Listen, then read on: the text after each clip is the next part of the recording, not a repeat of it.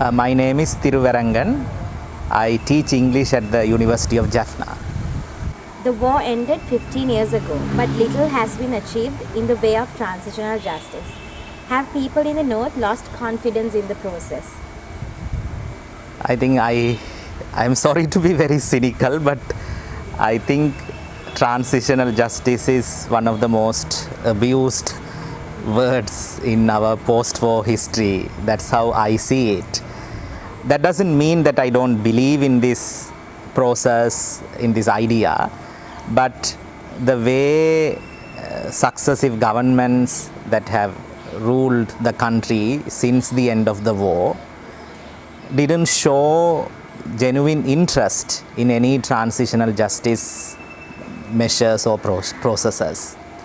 So I would like to go back to the process that was started during the good governance regime, which appeared to be a credible one, and many people from the North participated in the sittings. People went before the task force and shared their experiences, their aspirations, and they also shared with the Commission what they consider as justice for the violence and other forms of atrocities that they suffered during the war. And the Commission also came out with a really good report, which was very comprehensive, very detailed, which had accounts about various incidents that happened during the war. And it looked at the war from multiple perspectives, from the Tamil community's perspective, then what the Muslim community went through, what the Malayaha Tamil community went through, what Sinhalese people in the border villages of the northern and eastern provinces went through. So, it included the grievances of all these communities that were affected in different ways during the civil war. But unfortunately, that report was shelved, and there was no political will even during the Yahapalana regime to do something with that report. And people showed interest in that process. So it's like people have been now let down, and it's very difficult to revive the confidence that people earlier had in these processes now, because nothing was done. So it's a huge task now to build confidence in a system. The other issue is, I think, you may start these processes, but when there is no political will in the South, I think none of these processes is going to materialize or lead to any concrete changes. So on the one hand, the political class, the various political parties, they didn't show much interest, because these initiatives were in a way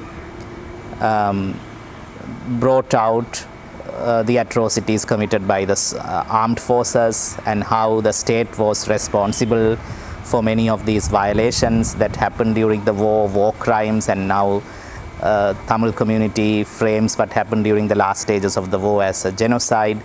So there is no interest in the South to talk about these matters in an open manner, and there is no interest to start a conversation about these matters within the Sinhala community. So it's not just the political class, but even civil society organizations, trade unions, student bodies, right? They have all, in a way, are still very reluctant to call the spade, right? So that's the main challenge, I think.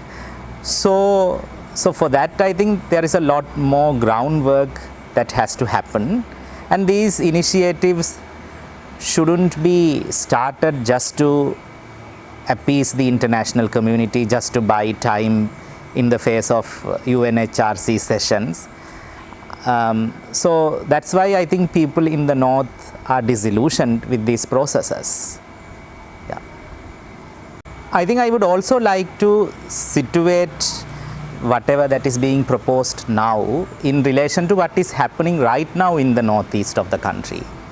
So there are some recent incidents that show that there is still a very violent and majoritarian climate that prevails in the northern part of the country. And you might have heard about what happened on the Shivaratri night at the Vadakunari Malay shrine in Vavuniya, where devotees who were engaged in religious observances were disturbed and then by force evicted from the shrine, and then many of the people who were involved with the temple were arrested, and only today morning they were released.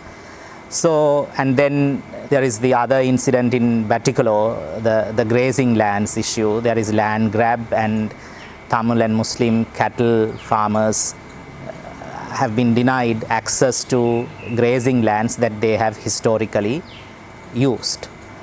So when incidents like that happen, it's very difficult to revive people's confidence in any mechanism that intends to create justice or reconciliation. So first of all, I think the state should put an end to these forms of encroachment, land grab, and the ongoing Sinhala Buddhization processes in the north and the east of the country. I think when that ends, maybe people will become more open to talk about these issues. And likewise, I think it's not just reconciliation and transitional justice, but there is also a long-standing issue of political settlement to the ethnic question. So what is the political solution? In what ways are we going to reimagine the state? What is the place of the minorities in a newly envisioned state? I think these conversations should also happen. It's not just about what happened during the war, but this conflict has a history that precedes the civil war. So again, we don't see consensus among the southern political parties, even on matters like the full implementation of the 13th Amendment, which the Tamil community considers as a woefully inadequate process, right? But they want more, like and either federalism or internal self-determination. That's how the demands are framed now. But even on a matter like the 13th Amendment, there is no consensus, and it has not been fully implemented, although it has been part of the Constitution for a long time. I think these are some of the things I think that the government should do in order to build confidence.